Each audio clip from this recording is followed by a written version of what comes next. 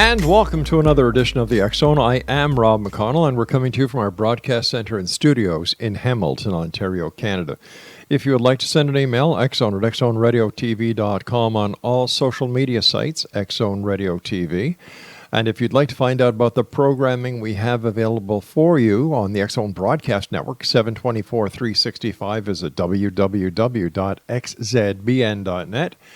And for the X Zone TV channel on Simul TV, all you do is you go to www.simultv.com.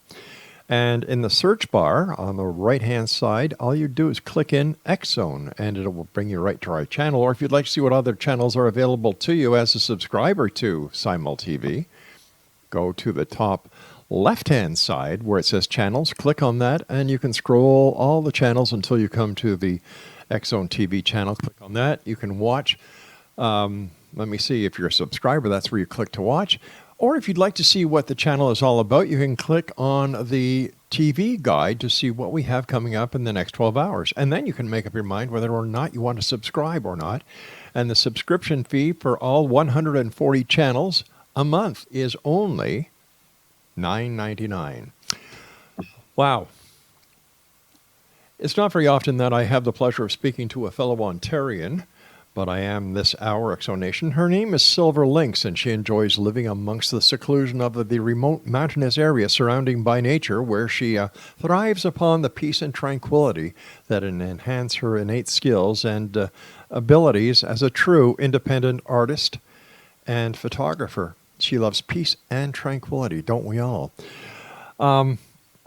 The name Soliwa is Algonquin, which means silver. Now, even though Silver has a background in animal sciences, she is a wildlife photographer and artist.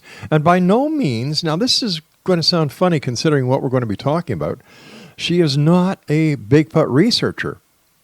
She's the author of a book called Sacred Sasquatch, and her intent is to promote the need to acknowledge that Sasquatch do exist, as do forest people. Joining me now from someplace way up in the northern parts of Ontario is our special guest this hour, Silver Lynx, I'm sorry.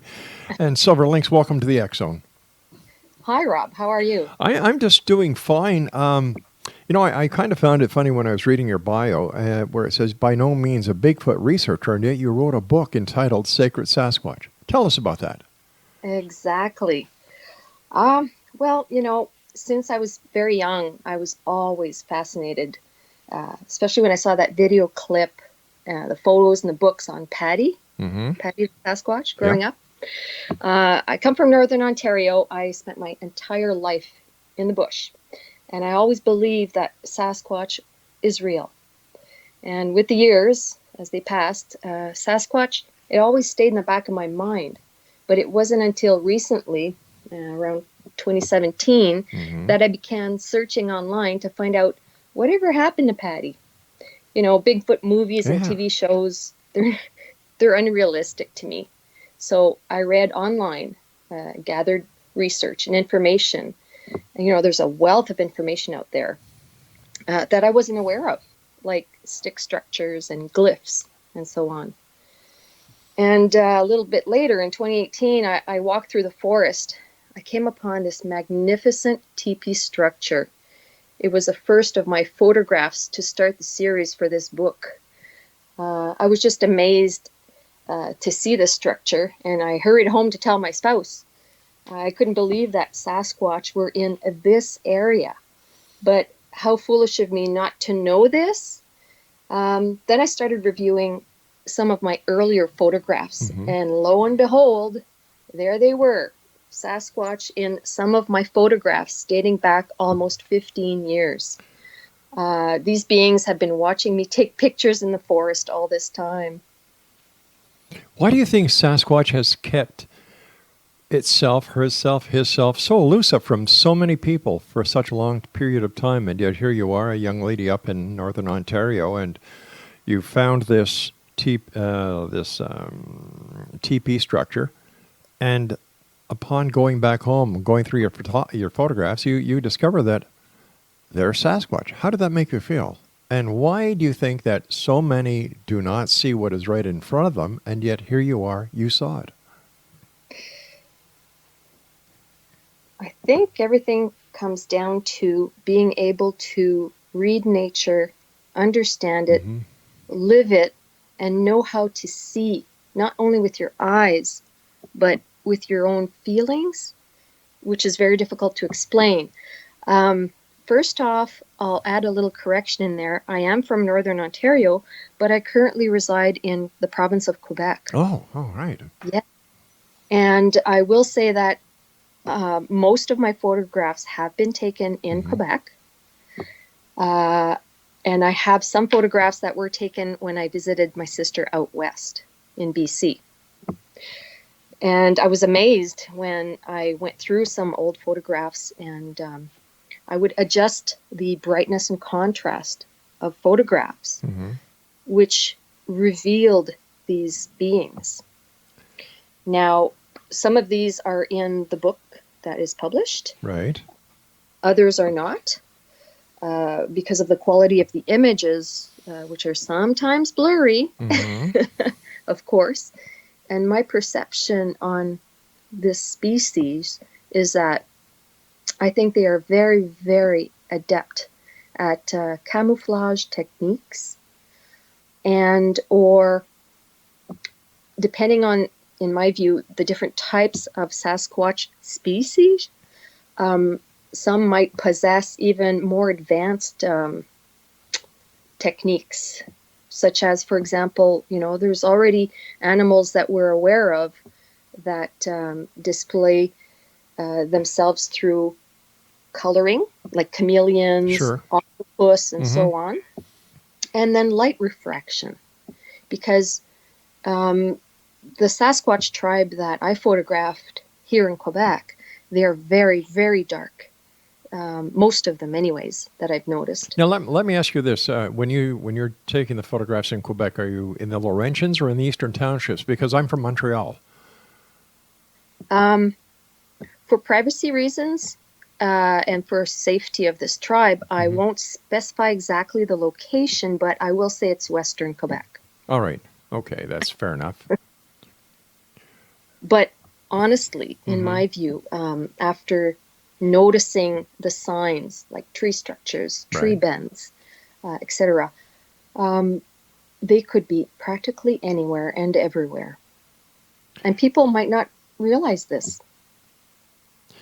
Based on your experience, what kind of animal or what animal family do you believe that Sasquatch belongs to? Oh, goodness. Well, from what I've read, of course, Mm-hmm. researched, there has been DNA done on this type of being. The claims are that the mother would be a human, and then the father would be some unknown hominid of some type. Therefore, perhaps it's an undiscovered species of primate, or if we go far out, Mm-hmm. we could maybe explain it by it having been brought to this planet. All right. But So you believe that it's either something from outer space that was brought to this planet, or it's a cross between a human and another species of hominid. yes, that's Okay. probably undiscovered. Okay.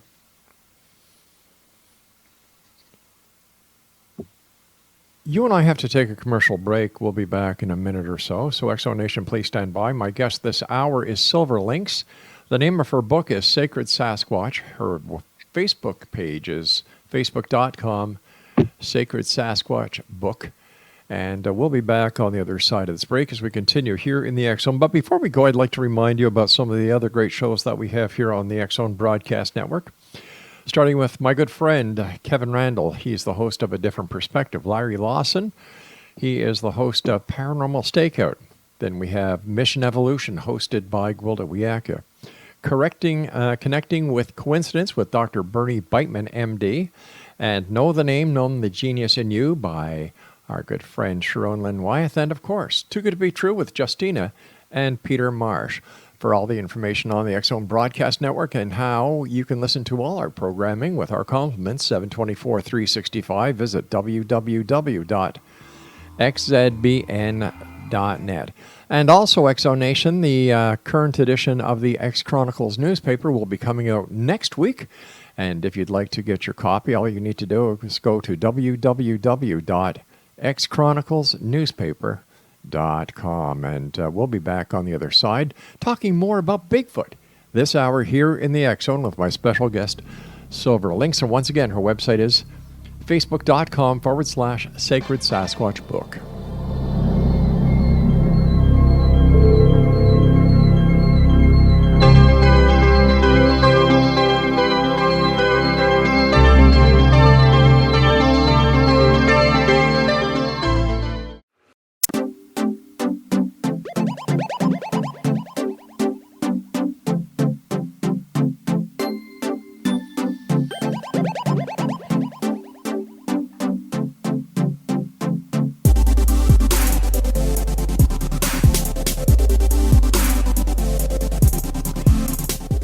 And welcome back, everyone. Silver Lynx is my special guest this hour. And if you'd like to find out more about Silver Lynx, visit her Facebook page at facebook.com/Sacred Sasquatch Book.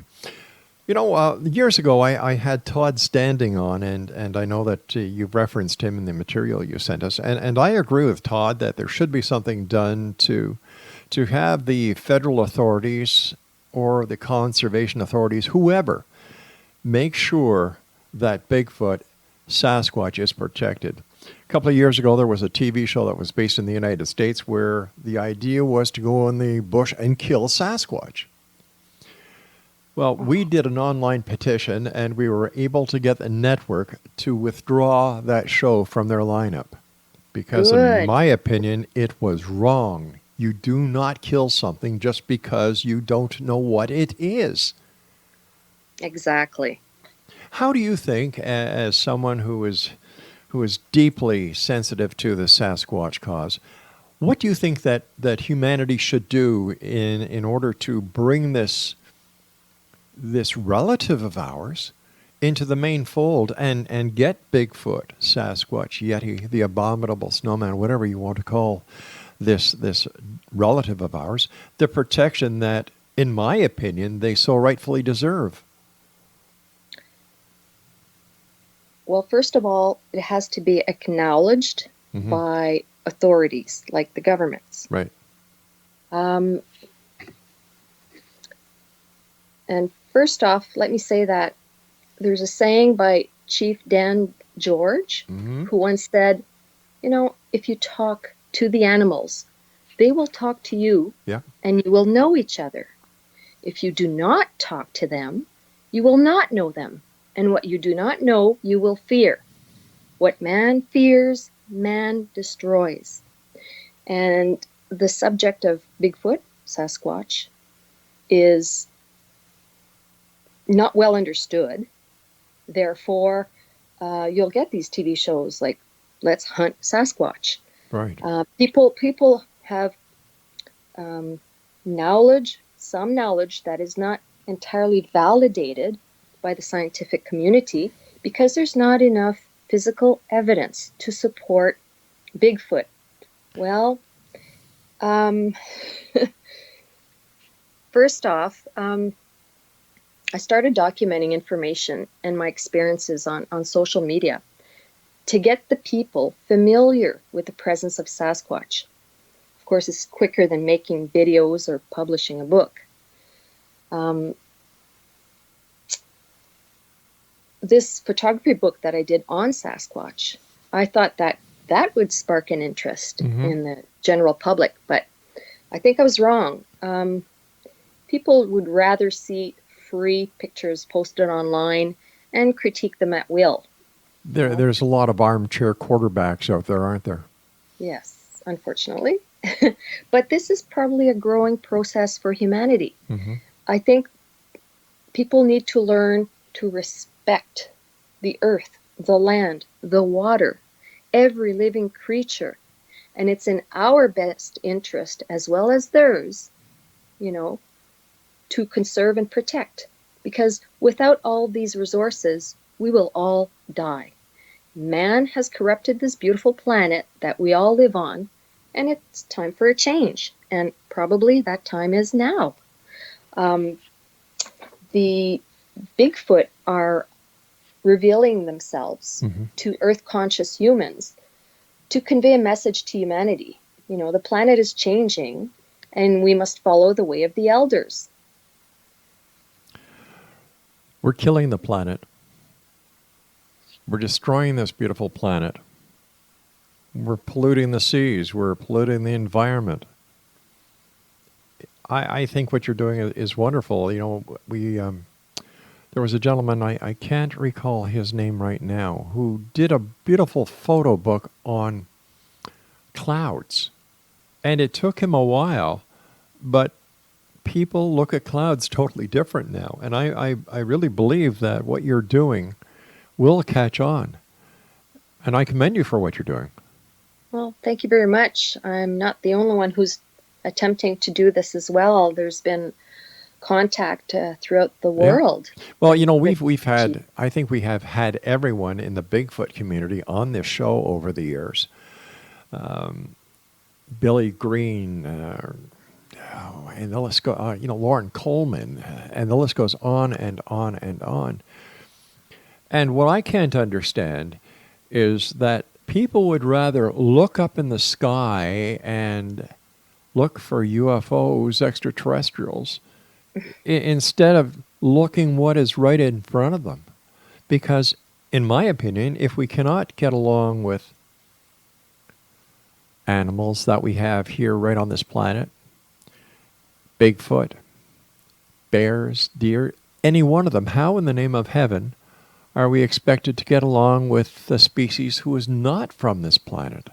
And I think that now is the time where we have to start doing things to protect our planet, our animals that we live with, as well as the human race, because we're in a lot of problems. We have a lot of problems, and instead of spending all this time and money on going to other planets or going to search the skies for extraterrestrials, why don't we just spend the time on this planet, seeing what we can do to fix the problems that we have here before we go looking elsewhere? It makes no sense to me. Me either. One of the contracts that I did with our mother company, Relmar, was with the SPCA. I was brought on as the director of communications, and I will tell you something. In the 6 years that in the 6 months that I was there, my job was to make the public aware of the work that is done by SPCA inspectors and investigators. Mm-hmm. I would never have imagined in a million years the cruelty that animals go through at the hands of humans. It's just crazy. Some people should never have pets, first of all. Some people should never have children either. Yep, for sure. Yeah. I know I'm going to get a lot of mail for that one, but I'm sorry, that's how I feel. Exactly. Me too. Yeah. But you know, to see these animals that suffered horrific broken bones, malnourishment, and I'm not just talking about dogs, cats. I'm talking about horses. I'm talking about goats. I'm talking about cows. I feel blessed. We have 3 little dogs, my wife and I, because our 6 children are grown and they have their own children. And we have 3 little dogs. And when we decided to bring these little fur babies into our family, we understood that they were going to be part of our family. We were responsible for these little gifts from God. People, we live in a disposable society, and so many things in society are disposable. Unfortunately, one of the biggest things in society that is disposable are animals. You know, people see these cute little fish on TV. They all go buy the fish. They saw 101 Dalmatians. When that came out, everybody wanted a Dalmatian. The shelters were overrun with Dalmatians because they're high maintenance dogs. Yes, they At are. Easter, people go out and buy bunny rabbits, ducks, and chicks that end up at the Humane Society. People don't think. And I can only imagine what a Bigfoot sees when humans are negligent towards other animals. No wonder he's staying hidden. Definitely. I think that's perhaps one reason why they've been able to conceal their identity this entire time. And they only reveal themselves to certain individuals, or it might happen perchance when somebody sees one, you know? Right. They are the watchers, and they watch everything we do. Everything. Because I'm watching them, watching me watch them. Yeah. You know? How does that make you feel to know that you are blessed the way you are because of the communion that you have with Bigfoot? Oh goodness, I never in a million years expected this to ever happen. It's not a dream come true. I never really wanted or asked this. But on the other hand, I've always believed. And when it happened, honestly, I can say I had tremendous anxiety for a while. Yes, I did. Because I saw through my lens so many small creatures and then large creatures and then different types of forest beings. Right. It was really, literally overwhelming.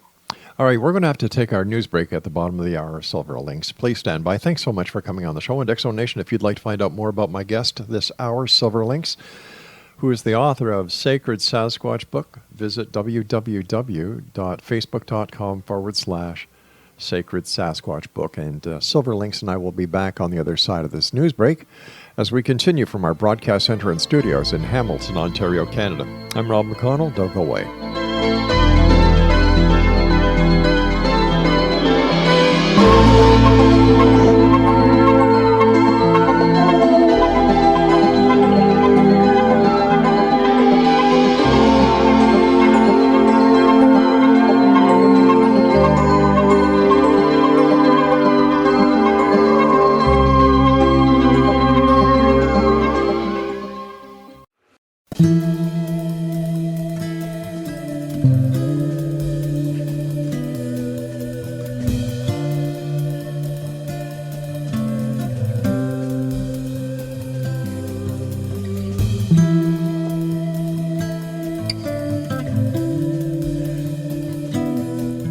Welcome back, everyone. I have a message here from Steve Benedict, the producer-director at the X Zone TV channel. He would like me to invite all the members of the X Zone Nation around the world who have video footage that they would like to have put before our international viewing audience on the X Zone TV channel on Simul TV.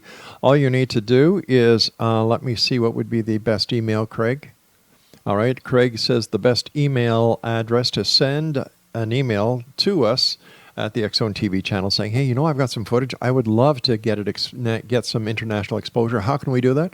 Just send an email to programming@xzonetvchannel.com. Or you can send an email to me and I'll make sure that Stephen Benedict gets it. My email address again is xzone@xzoneradiotv.com. Silver Lynx is my guest, X-Zone Nation, and she is the author of Sacred Sasquatch Book. And on Facebook, it's facebook.com/Sacred Sasquatch Book. Tell me, Silver Lynx, how do you deal with skepticism? Because I'm sure not everybody agrees with you and I about Bigfoot. Well, there are more naysayers and critiquers Right. Than people who truly acknowledge and believe in Sasquatch. Of course, that's understandable. Right. But when people like myself show some sort of physical evidence, like true photographs, etc. But then they're labeled by critics as pareidolia, Oh, or yeah. it's not true. One person told me, that's not a Sasquatch. Well, then if it's not a Sasquatch, what is it? But I never received an answer. Well, that's because they had never seen anything that they could even remotely associate with that photo. Perhaps. Unless they were to say, well, it's got to be a Sasquatch because I don't know what it is. That's right. Yeah. In my view, there's possibly many species or subspecies of Sasquatch, perhaps hybrids as well. And who knows? Who knows what's been happening with the unknown scientific research with DNA and cloning. True. It's another possibility. Yeah. I won't go there because I don't think about that too much. I deal with what I see and experience. And has Bigfoot ever tried to communicate with you on a one-to-one basis? Well, I take it that them allowing me to take their photographs is a first step in communication. Now, what I've done is the occasional tree knock, Okay. and I've received some knocks back in response. But I have stopped tree knocking because we don't know what it's for. Is it done to warn others? Is it to let them know we're in their territory? Or is it to challenge them? So instead, I've listened to some whistles and other sounds they imitate. I noticed that they imitate owls, lynx, woodpeckers, chainsaws. Chainsaws? Yes, Wow. chainsaws. And especially a distinct call from this bird. It's called the veery bird. They sound like a whistle or a whirl. You hear them very early in the morning and just before dusk. Oh, okay. It's a species of North American thrush. And it sounds something like this. Very, very faint.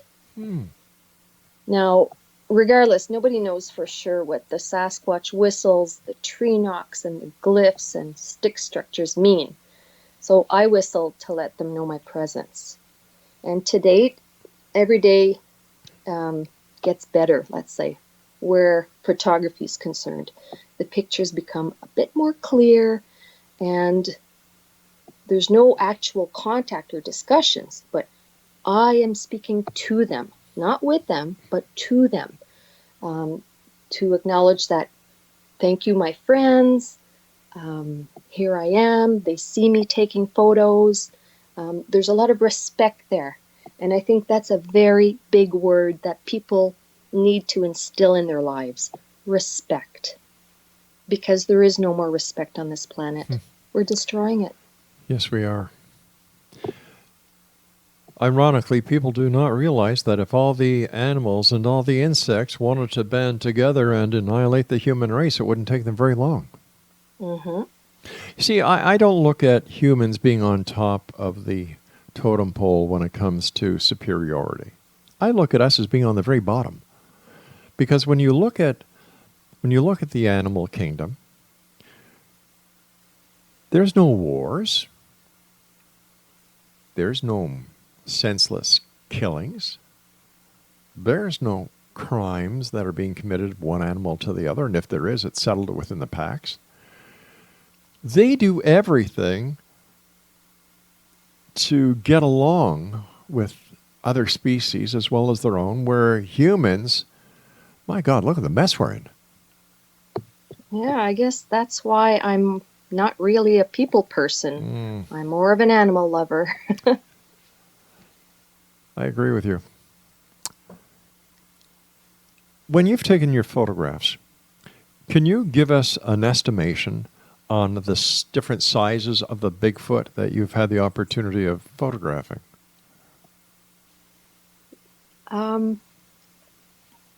At first, some of the photos were basically juveniles. Mm-hmm. I did capture one at the top of a tree, and that tree was approximately, 50 to 70 feet in height. Right. And just, I'm not good with numbers, but taking an approximate measurement, I would have assumed that he was maybe 6 feet tall. I did photograph two others that were quite large, female perhaps several feet tall, Mm-hmm. and a very large male that I'm still debating whether he's between 8 to 10 feet tall. But more so, I'm amazed to see these, what I call black furries. They are tiny black creatures that resemble spruce branches. Mm-hmm. They hang with the Sasquatch, or are they the offspring of the Sasquatch? Who knows? They all conglomerate together. They huddle together to make themselves appear larger. And what I found is, I think there's a lot of illusion out there in the forest, whereas some forest people will create structures like masks and make themselves look larger than they actually are. Right. As they use holes within these structures as viewing ports. Mm-hmm. One of the questions that I've heard asked to many Bigfoot researchers is, how come there's never been a body of a deceased Bigfoot found? What is your take on that question? Well, there are a lot of takes on that question, depending on who you speak with. I'm talking to you. I'd like your opinion. Well, I've lived in my entire life in the bush, Mm-hmm. and I do know that porcupines eat bone, so Right. as do other rodents and critters. Decomposition happens quickly. Scavengers take over, etc. However, I have a funny feeling that they might perhaps bury their dead like we do. I walked into an area one day, I've never told anybody this, where there were several rocks placed in an oval formation. And, like, why would this be in the middle of nowhere, right? Right. And then in another area, there were like little lumps and nooks and crannies with more rocks. So I started wondering, what's going on? Took some photos, and would you believe the next day there was a huge tree structure marked in an X. So I suspect the X would be, don't walk over here. Perhaps it's burial ground. We won't know. Right. Perhaps they dispose of them or bodies in water. We might find out one day. I'm sure we'll find a lot of things out one day. And one thing I do know is that we have to take our final commercial break, so please stand by. And Exo Nation, our guest this hour is Silver Lynx. To find out more about Silver Lynx, visit her Facebook page at facebook.com/Sacred Sasquatch Book. And we'll both be back on the other side of this commercial break as we wrap up this hour here in the X Zone from our broadcast center and studios in Hamilton, Ontario, Canada. Don't forget, you can listen to the X Zone Broadcast Network 724, 365, and all the great programming we have available for you with our compliments by going to xzbn.net. The X Chronicles newspaper for August will be out next week, and you can download it or read it online at www.xchroniclesnewspaper.com. This is the X Zone, a place where people dare to believe and dare to be heard. It's a place where fact is fiction and fiction is reality. And we come to you Monday through Friday from 10 p.m. Eastern until 2 a.m. Eastern on the X Zone Broadcast Network and our growing family of international affiliates worldwide. I'm Rob McConnell. Don't go away.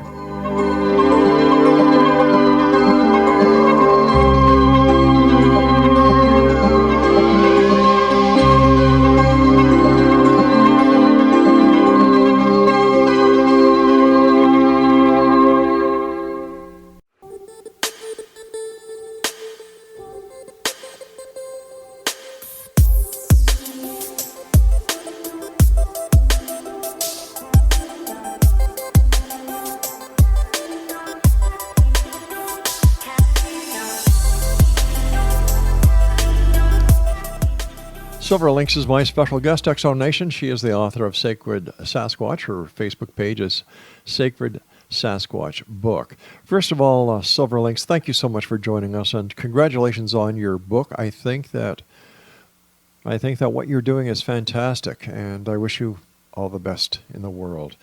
During the research that you've done for your book, did you have the opportunity of speaking to Canadian Indigenous people? And if so, what was their take on Sasquatch?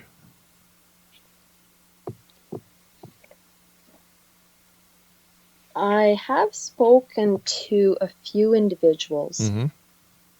Mm-hmm. However, I preferred to just gather my own research and photographs. But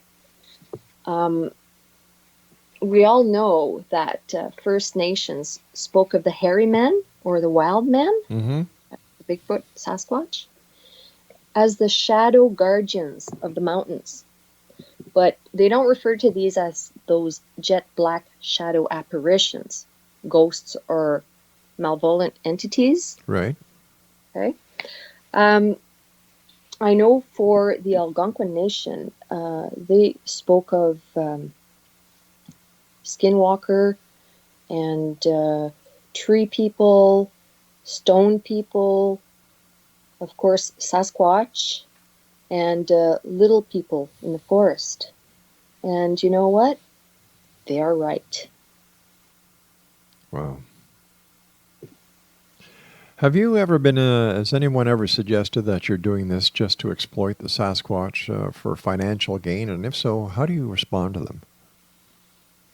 Oh, yes. Unfortunately, I've had a few accusations. Really? However, what I tell these people is, listen, I'm not exploiting Sasquatch. I'm only trying to help educate many ungrateful humans. If, and I repeat, if perchance I can bring in a few dollars, so far I've had no profit. It would help pay for my expensive photography equipment and repairs and assist in protecting their sacred lands. This is my intent and my goal for the protection and conservation of Sasquatch species and other sentient beings that share this planet. And on another note, I say that it's next to impossible to study Sasquatch because they don't reveal themselves to humans unless it happens by chance or they deliberately do so. And from what I've experienced, they are extremely adept at concealing their identities. Let me ask you this, and I hope you don't take this the wrong way. How is it that with all the modern technology we have available, besides yourself, that no one else has come up with the same results that you have?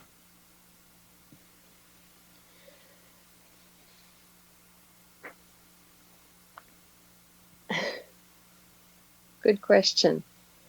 Well, you know, I'm out in the forest all the time. Right. When I take photographs, I look for dark areas, shadows, particular shapes, or sometimes I just get a feeling and I point my camera at these spots. Now, many of my pictures are random, and when I review them at a later time, that's when I notice interesting subjects. But I think they've gained my trust over the last few years. Right. And now I'm able to get a bit closer to these beings. I don't only see them through my lens, but I can see them in close proximity. It did take me months to adjust my eyes to recognizing this and to notice the indicators for their presence, like the stick structures, formed and curved tree branches, their nesting sites, their denning sites. And here I've noticed they're the artists of the forest. They've done these magnificent eye structures that look like an eye, okay? And it's almost like illusions again. How they bend, how they twist these branches during the evenings at night when no one's around. And then with technology, I'll give you an example. We put out a trail camera, hoping that we would capture something great. And it was the opposite effect because they're always watching. They know. I think they know what cameras are for. So I left out some gifts and apples, Right. and they would be taken. And when we put those trail cams out, nothing would happen. Nothing at all. And as we were setting up the cameras, I had my own DSLR camera on me, and I would take photos of the surroundings. Lo and behold, there were a few Sasquatch there. Wow. Being in the wooded areas in the part of Quebec where you live, in the wintertime, do you see a lot of Bigfoot tracks? Actually, the tracks that I've noticed were in a marshy area during the fall. In the winter, we get so much snow here that it's practically impossible to head up the mountain unless, you're in 100% top shape and health, and you've got a great set of snowshoes. But they are around. I'm not exactly sure where they are, perhaps in caves in the mountain itself, which is basically inaccessible. But I have noticed that the smaller ones stick around in the conifer trees. Oh, really? Yes. They do come out during winter, but perhaps not as often. I'm still going to be looking into this more this coming winter. Wow. I can I've hardly only spent the one winter noticing the activity, so. Well, I can hardly wait to speak to you next spring to see what you discovered over the winter. Perfect. Thanks. What are your thanks for the invitation, by the way. Oh, my pleasure. What are your final thoughts that you would like to share with the X-Zone Nation tonight about Bigfoot? What would you like to share that you yourself have experienced? We've got about 2 minutes. Well, they're just beyond our field of vision. They don't dwell in the past or think of the future. They live in the moment. As I said, they're the watchers and guardians of the forest.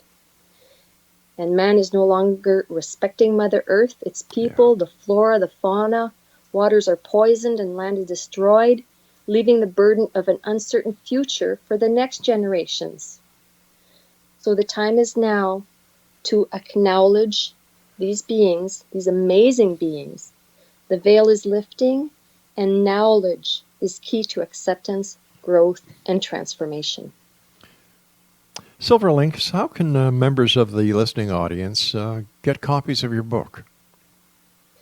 Well, the book is available on blurb.ca or blurb.com. And there is also a link to that site from the Sacred Sasquatch Book Facebook page. Excellent. And I also have other information available for people who contact me via Messenger. So, where do you go from here? What are your next projects? We talked briefly about over the wintertime, but do you go out and talk to groups, organizations? Do you go talk to schools? Because I believe that this is something that children should be made aware of, so that the respect that they have as they grow up will also include Sasquatch and other species within a forest that are right in front of them, but nobody talks about it. Well, a few years ago, I presented one of my other photo books to in front of a school, in front of a classroom, my granddaughter's teacher, actually. And it was like a Q&A type of thing with the students. I'm not one to go out much and meet groups or give presentations, however, but this was an exception. Now, this was before I published the Sacred Sasquatch Book. Right. Excuse me. If it's my wife, I'm not here. Sorry about that. It's all right. And when I told my granddaughters, sorry, that the Sacred Sasquatch Book was out. I showed them the photos and that. They were all thrilled, and they started telling their school friends and so on. Right. And sorry. And actually, my granddaughter was ridiculed. Really? So I think education is the next step. And my intent would be to prepare a multimedia solo exhibit of Sacred Sasquatch and the forest beings for display either at the National Gallery, if that would be possible, or some other venue. I'm just preparing those plans for the future, when the time is right. Well, speaking about time, Silver Lynx, the time has come when you and I must say so long. Once again, congratulations. I love what you're doing. Keep the great work up. And I look forward to the next time you and I meet back here in the X Zone. Until then, thank you for what you do. Thank you. All right, X Zone Nation, if you'd like to get more information about our guest, visit her Facebook page, facebook.com/Sacred Sasquatch Book. And if you'd like to get a copy of her book, it's available at blurb.ca or blurb.com. I'll be back on the other side of this commercial break with the news as we continue here in the X Zone with yours truly, Rob McConnell, from our broadcast center and studios in Hamilton, Ontario, Canada. You're listening to the X Zone Broadcast Network, where we are searching for answers but demanding the truth. Don't go away.